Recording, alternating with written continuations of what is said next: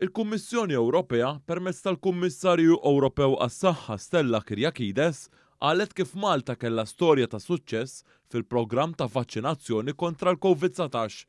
Waqt żjara li għamlet f'pajjiżna, Kyriakides iltaqet mad-Deputat Prim Ministru u Ministru għas-Saħħa Chris Fearne. Il-Kummissarju Ewropew għas-Saħħa innotat kif Malta hija fost l-aqwa fl-Ewropa fil-programm ta' vaċċinazzjoni. I want to congratulate Malta on its excellent vaccination rollout program. I was able today to visit one of the vaccination centers, speak to the staff there, speak to the citizens and children who are being vaccinated. And I think it's nothing short of saying that the vaccination rates that Malta has achieved and is achieving, over 70% are now boosted, percent of the population is now boosted, is really a success story in the area of dealing with this pandemic.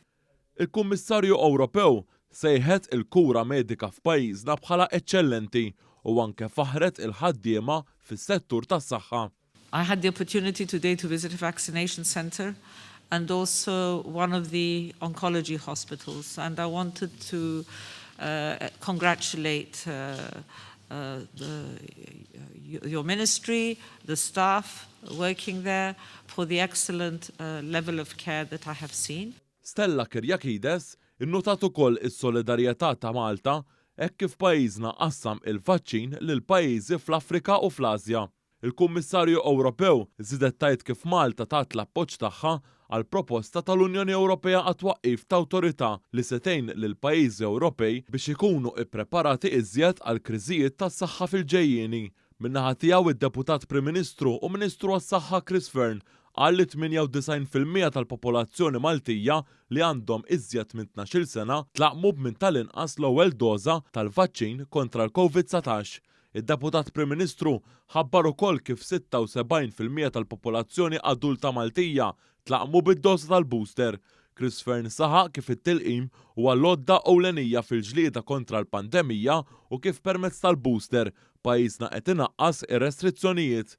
Id-Deputat Prim Ministru saħaq fuq l-importanza tax-xiri konġunt fl-Unjoni Ewropea sabiex pajjiżna kellu programm saħħtu ta' vaċċinazzjoni. The rollout in Malta has been a huge success, and thanks to this, we are now again in the phase, even after the Omicron, or at the end of the Omicron wave, starting to remove some of our restrictions that we had put in place even recently. And this is thanks to the high turnout that we have with our vaccines. Id-Deputat Prim Ministru tkellem ukoll dwar l-appoġġ li wriet l-Unjoni Ewropea lil pajjiżna biex jaċċessa il-mediċini mir-Renju Unit wara Brexit. Waqt iż-żjara f'pajjiżna, il-Kummissarju Ewropew żaret ukoll iċ-ċentru ta' vaċċinazzjoni fl-Università ta' Malta u anke iċ-ċentru tal-Onkoloġija St. Nimamo.